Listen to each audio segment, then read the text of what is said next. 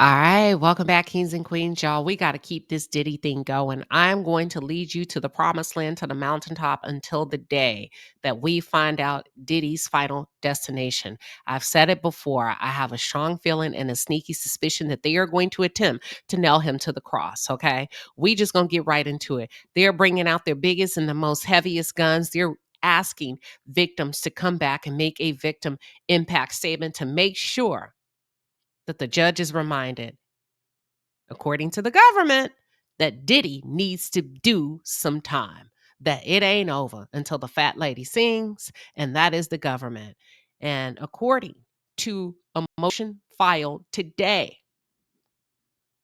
by the government, they are asking the judge to allow Mia, Diddy's ex-assistant,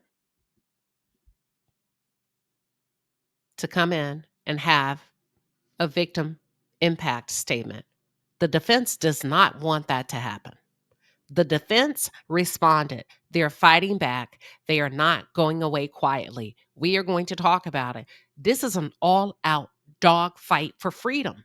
This is an all-out dog fight for freedom. And I think it is going to go down in the Southern District of New York come first thing Friday morning, October 3rd. Let's get into it.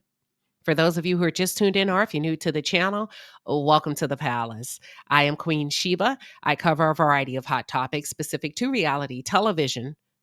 But most importantly, I hone in on the psychological and the behavioral traits of the Black experience. Subscribe now.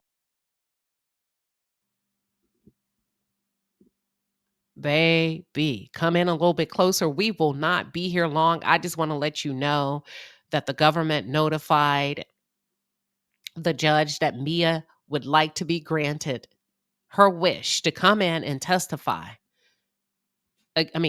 Give an impact statement against Diddy, and Diddy's attorneys turned around and filed a motion to keep her up out of that courtroom. On Friday.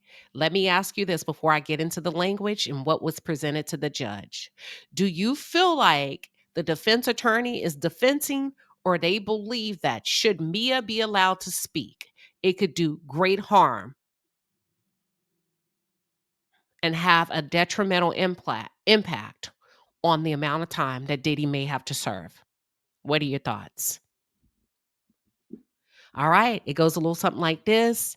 This is from Diddy's defense team to the judge. It says, "Dear Judge Subramanian, we write in opposition to the government's September 30th letter from motion requesting that a person with the false name Mia speak at Mr. Combs' sentencing for charges of which she is not a statutory victim."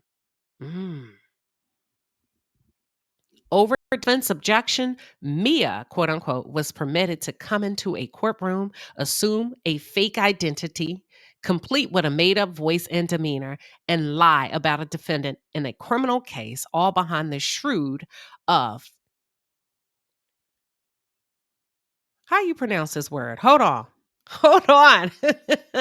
Dang, I got caught slipping. Child anonymity.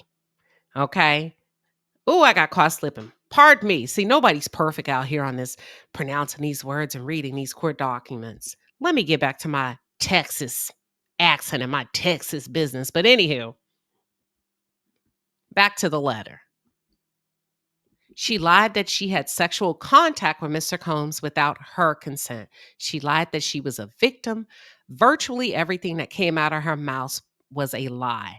One of the great vestiges of the Enlightenment that once held sway over parts of Europe is trial by jury, and a jury of 12 people had little difficulty concluding that this person with the false identity, voice, and demeanor was lying, and it acquitted Sean Combs of anything and everything related to her testimony. But apparently, I think they made a mistake. But she apparently is not done.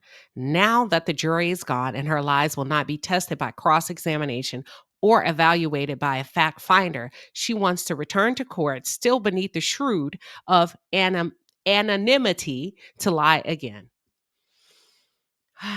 Simply, she is not a victim of anything. She had adult consensual sexual contact with Sean Combs on a handful of occasions, and, as her many writings show, held him in the highest regard for years afterward. How do we know this? The same way the jury knew, because her testimony was blatantly incredible in every way, as was the testimony of so many of the government witnesses. Moreover, she is so eager to return to court when she plainly does not have to and is not even entitled to, puts her proffered fear of testifying at trial into clear relief.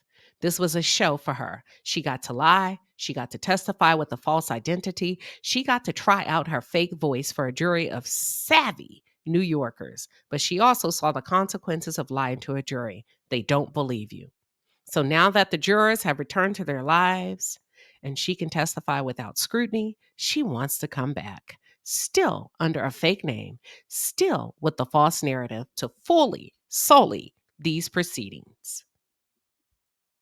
Thank you for your consideration. Respectfully,